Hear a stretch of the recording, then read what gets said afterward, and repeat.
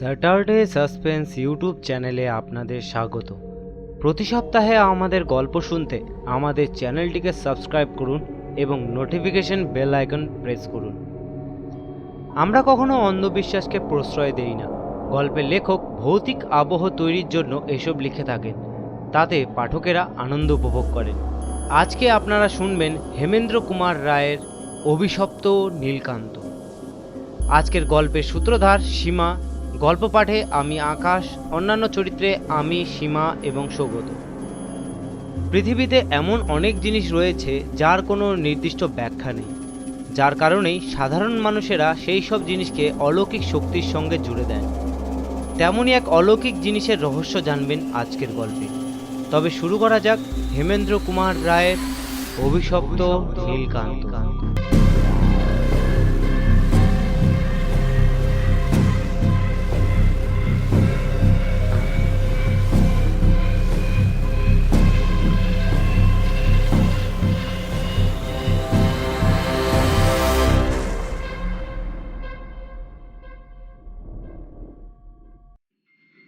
প্রায় 8 শতাব্দী আগেকার কথা। আমেরিকায় তখনও শ্বেতাঙ্গ সভ্যতার পত্তন হয়নি। আমেরিকার নামও তখন শ্বেতাঙ্গরা জানত না। বর্তমানে যে দেশ দক্ষিণ আমেরিকার নামে বিখ্যাত, তারই উত্তর পশ্চিম দিকে এক বিশাল অংশ জুড়ে ছিল তখন ইনকাদের সাম্রাজ্য। ইনকা জাতের লোকেদের আজ রেড ইন্ডিয়ান বা লাল মানুষ বলে ডাকা হয়। ইনকারা যে রীতিমতো সভ্য ছিল, তাদের স্থাপত্য প্রভৃতির ধ্বংসাবশেষ দেখলে সেটা বুঝতে বিলম্ব হয় না। কিন্তু মধ্যযুগের যুদ্ধলিপ্স শ্বেতাঙ্গরা তাদের সভ্যতা ও সাম্রাজ্যকে বিলুপ্ত করে দিয়েছে। পৃথিবীর সব রাজবংশে কোহিনূরের মতো বিখ্যাত মণি বা হীরকের আদর আছে। ইনকারাও একটি বিশেষ হীরকের অধিকারী ছিল। সে একটি অতি মূল্যবান নীলকান্ত মণি। তার রং উজ্জ্বল নীল। প্রায় 800 বৎসর আগে এই দুর্লভ হীরাখানি চুরি যায়। কেমন করে তা কেউ জানে না। ইনকাদের প্রধান পুরোহিত চোরেদের উদ্দেশ্যে দিলেন অভিশাপ। একটা বা দুটো নয়, মোট 99টা অভিশাপ। প্রত্যেক অভিশাপের মূল কথা হচ্ছে, যার কাছে এই মণি থাকবে তার সর্বনাশ হবে। পুরোহিতের অভিশাপ ব্যর্থ হয়নি। গত কয়েক শতাব্দীর মধ্যে বহু ব্যক্তি এই অভিশপ্ত মণির মালিক হয়ে লাভ করেছে চরম দুর্গতি বা দুর্ভাগ্য, অর্থাৎ মৃত্যু। সেকালকার করুণ ঘটনাগুলি লিপিবদ্ধ করবার জায়গা আমাদের নেই। আমরা একালের কয়েকটি ঘটনার উল্লেখ করব। 1899 খ্রিস্টাব্দে একজন নাবিক ব্রাজিলের পার্নাম্বুকো শহরে গিয়ে এক দোকানে ওই নীলকান্ত মণিখানি দেখতে পায় এবং কিনতে চায়। দোকানদার বলে, কিন্তু আমি জানানো উচিত মনে করছি যে এখানা ইচ্ছে ইনকাদের বিখ্যাত অভিশপ্ত মণি। নাবিক বলল, অভিশাপের নিকুচি করেছে, হীরাখানা আমি কিনবো। হীরাখানা সে নিজের আংটির উপর বসিয়ে নিলেন। 4 দিন পরে গলা কাটা অবস্থায় তার মৃতদেহ পাওয়া গেল এক জেটির উপরে। তারপরেই ওই হীরার আংটির মালিক হলো আর এক নাবিক। তারও মরতে দেরি লাগলো না। দেহ তার কুচি কুচি করে কাটা, কিন্তু হাতের আঙ্গুলে সেই হীরার আংটি। নাবিকের বউ শখ করে আংটিটা নিজের আঙ্গুলে পড়ল এবং ঠিক 20 দিন পরেই একখানা 5তলা বাড়ির উপর থেকে ঝাঁপ দিয়ে আত্মহত্যা করল। আংটিটার নতুন নাম হলো পার্নাম্বুকোর প্রমাদ। তারপর আংটিটা যেখানে যায় সেখানে ডেকে আনে সর্বনাশকে। একে একে মারা গেল 5 জন লোক, প্রত্যেক মৃত্যুই অপঘাত। তারপর বেশ কিছুকাল ধরে এই সর্বনেশে হীরার আংটির আর কোনো খবর পাওয়া যায়নি। সুতরাং ইতিমধ্যে সে আরও কারুর অপঘাতে মৃত্যুর কারণ হয়েছিল কিনা সে কথা জানা যায় না। আমরা বলবো তার পরের ঘটনা।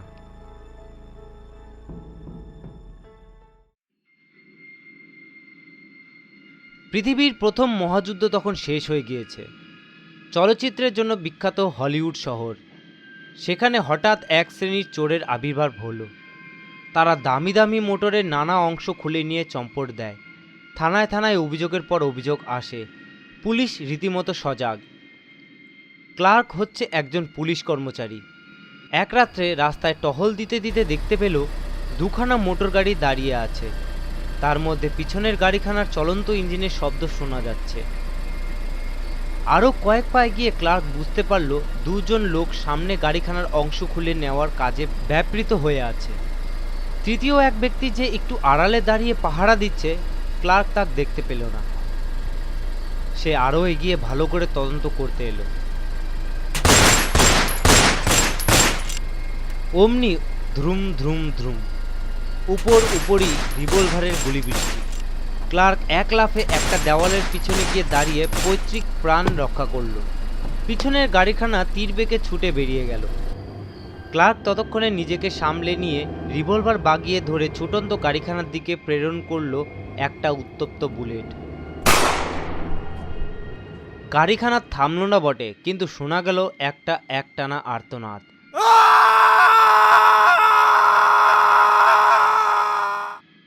বুলেটে বিদ্ধ হয়েছে অন্তত একটা চোরের দেহ। চারিদিকে খোঁজ খোঁজ রব উঠল। হাসপাতালে এবং ডাক্তারদের বাড়িতে বাড়িতে সন্ধান নেওয়া হলো কোনো আহত লোক চিকিৎসার জন্য গিয়েছে কিনা। না, কেউ যায়নি। তবে কি লোকটা মারা পড়ল? লাশটা কি কোথাও পুঁতে ফেলা বা ফেলে দেওয়া হয়েছে? তখন সেই তল্লাশ চলল।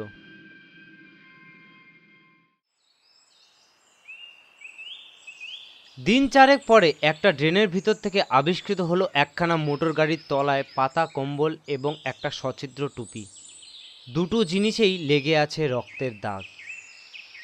বোঝা গেল বুলেটের আঘাতেই টুপিটি ছেঁদা হয়ে গেছে। মাথায় যখন বুলেট লেগেছে লোকটা তখন আর বেঁচে নেই। কিন্তু তার মৃতদেহ কোথায়?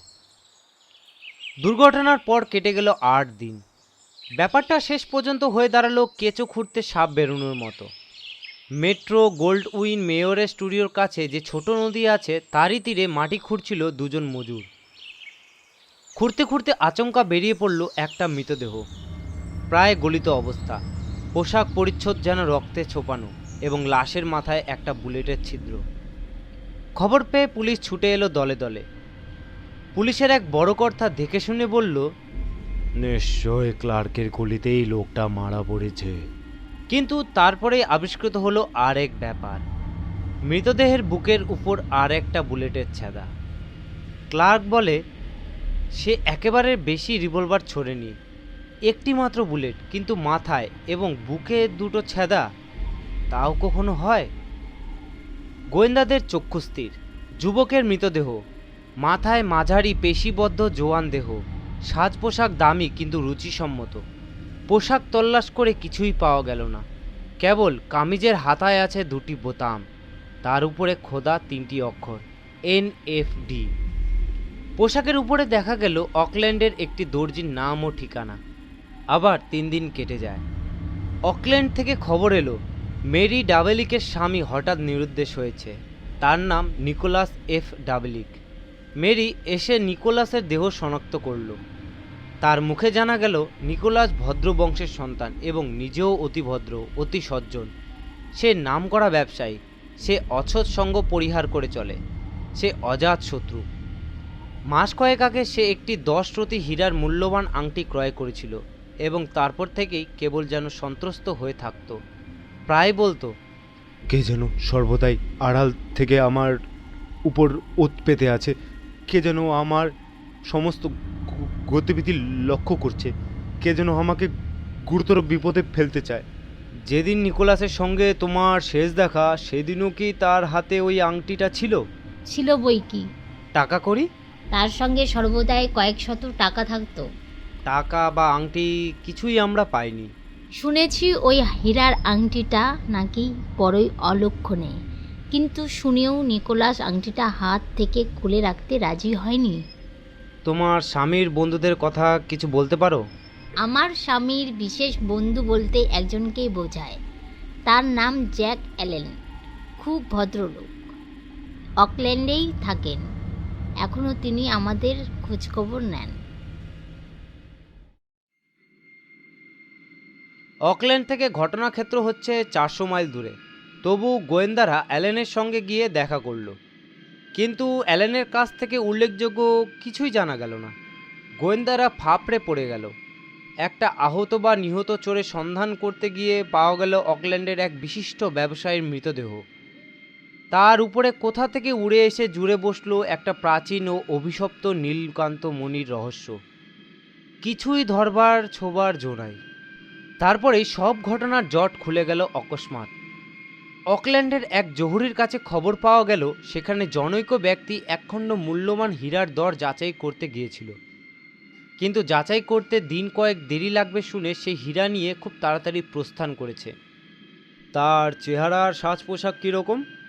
জহুরির বর্ণনা শুনে গোয়েন্দাদের চোখের সামনে ভেসে উঠল হুবহু জ্যাক অ্যালেনের মূর্তি। অ্যালেনকে থানায় ডেকে আনা হলো। সে বলল, আমি নির্দোষ ভদ্রলোক, আমি চোরও নই, খুনিও নই। গোয়েন্দারা তখন পুলিশের দপ্তর খুঁজে দেখতে লাগলো তার মধ্যে নির্দোষ ভদ্রলোক অ্যালেনের পূর্ব জীবনের কাহিনী পাওয়া যায় কি না। পাওয়া গেল। তার আসল নাম হচ্ছে ফরেস্ট সিসিল মিঙ্গল। 1909 খ্রিস্টাব্দে সে আমেরিকার জন্য এক শহরে একটি মহিলাকে হত্যা করে তার গহনার বাক্স চুরি করতে গিয়ে ধরা পড়ে এবং দীর্ঘকাল জেল খাটে। তখন ভেঙে গেল মিঙ্গল ওরফে অ্যালেনের সাধুতার ভরং। তারপর খুব সহজ হয়ে গেল গোয়েন্দাদের কাজ। অবশেষে মিঙ্গলকে চাপে পড়ে স্বীকার করতে হলো যে অভিশপ্ত নীলকান্ত মণির লোভেই সে নিকোলাসকে হত্যা করেছে।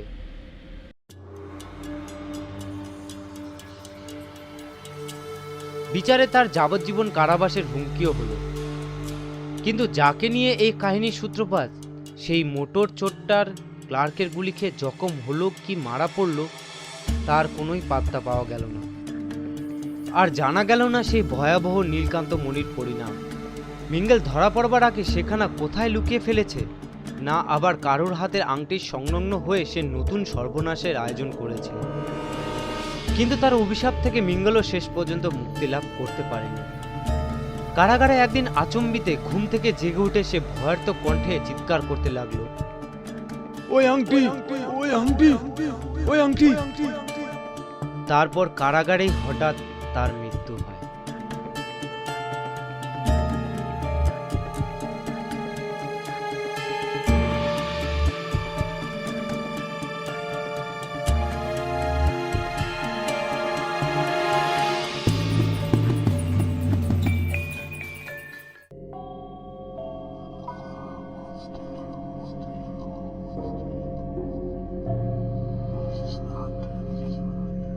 আজকের গল্পে সূত্রধার সীমা, গল্পে পাঠে আমি আকাশ, অন্যান্য চরিত্রে আমি, সীমা এবং সৌগত। আজকে আপনারা শুনলেন হেমেন্দ্র কুমার রায়ের অভিশপ্ত নীলকান্ত। ভালো থাকবেন, সুস্থ থাকবেন।